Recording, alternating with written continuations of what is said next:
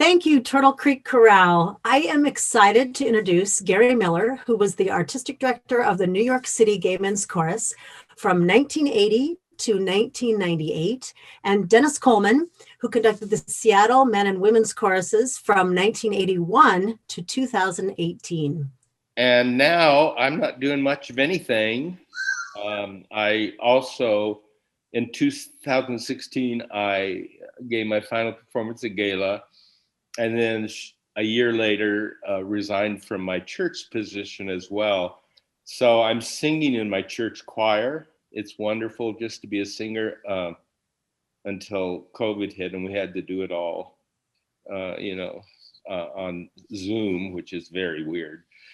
I'm currently retired and talking to you from my home in Palm Springs, where I'm entertaining distinguished Dennis Coleman, conductor of the Seattle Men's Chorus, because we've both finally been vaccinated. So, Gary, I understand that you were part of some very interesting history 40 years ago. Back in 1984, the New York City Gay Men's Chorus was one of 12 choruses selected by blind audition to perform at ACDA's Eastern Division Conference. But what happened after the announcement of your selection? Well, the first thing I think that people need to understand is what a blind audition is, in case people have not been involved. We sent in a tape without our name on it. It was an actual tape in those days to the committee that chose the choruses to perform, and no one was identified. So we were chosen based on musical merit, and then they unmask who the chorus is and invite the chorus. So the Eastern Division invited us to be there. They were very supportive of us. But when the national office found out, they were very dismayed that we had been accepted and tried to prevent us from performing. They said that we could perform if we only used the words New York City Men's Chorus, not Gay Men's Chorus. Of course, we didn't agree to do that, and the officers of the Eastern Division were incredibly supportive.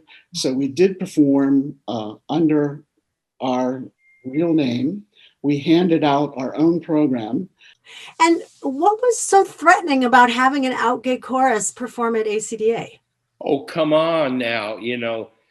A lot of the leadership and the choral directors around the nation were gay. And Be careful, Dennis. What? Be careful. Yeah. I'm not going to name any names. But they were very homophobic. Yeah. For their own careers, and many of them had to be at that time, I suppose. Absolutely.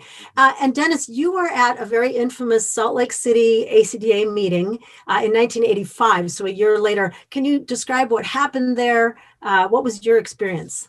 Well, we set up a display table, meaning GALA. Yeah, in the corner, the back corner, as I recall, of the hall, and we manned it. And very few people stopped by to get our materials, but a lot of people lurked nearby and were trying to see who did stop and, that sort of thing. So that was my first impression. Secondly, in the meeting, as I remember and Gary remembers, we left after this very confronting meeting with the feeling that they were going to meet again and resolve this in our favor, we thought.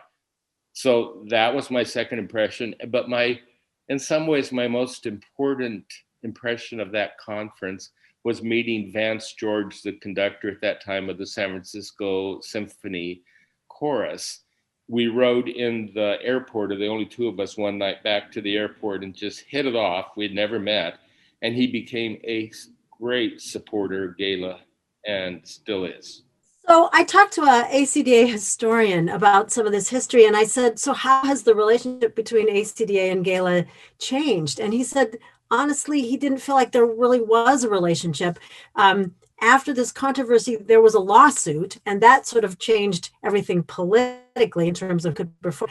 Can one of you talk about this lawsuit and what ensued after it? So in 1986, the same thing happened to the Gay Men's Chorus of Los Angeles, where they submitted a tape by blind audition under the direction of Jerry Carlson, and they were denied permission to perform under their full name as well. And at this point, everyone had gotten a little smarter, so involved the ACLU, who brought a lawsuit on their behalf, and that is what eventually settled the issue once and for all. Okay, so I actually have a transcript here that describes what happened. Early in 1986, the board of directors, this is ACDA board of directors, approved the following resolution. Any gay or lesbian group performing at any ACDA function or referred to in any ACDA publication shall be referred to by the full name of such group without requirement that such group delete the word gay or lesbian in its name. Well, and since then, queer choruses have performed in all kinds of regional and state and national conferences for sure. My chorus was the first chorus to perform at Minnesota ACDA. And I remember when our name was announced as an LGBT chorus, I remember people getting up and leaving the hall. It was scary. Mm-hmm. Absolutely, yeah. Gary and Dennis, did you ever imagine that ACDA would invite GALA choruses to host their own set at a national ACDA conference? No. In a word, no. Yeah. It's wonderful. It is great. It's wonderful to see. Yeah. And to have these particular choruses is a great pleasure. So I understand that ACDA and other choral organizations are actually rethinking their practice of holding these what they call blind auditions because it tends to discourage diversity. Instead, the selected ensembles have a very similar kind of academic choral sound rather than representing the real diversity of sounds in ensembles across North America. Dennis or Gary, what are your thoughts on that practice? I'm proud that GALA has already led the way in this at our festivals by making sure that we have trans choirs perform and youth choirs and a real strong variety of all the different types of choir makeup we have.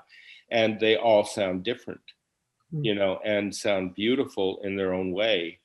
And it really is a mistake just to judge it by pure choral tone. Well, I think that if you want to diversify the program, you need to diversify the people who are choosing the program.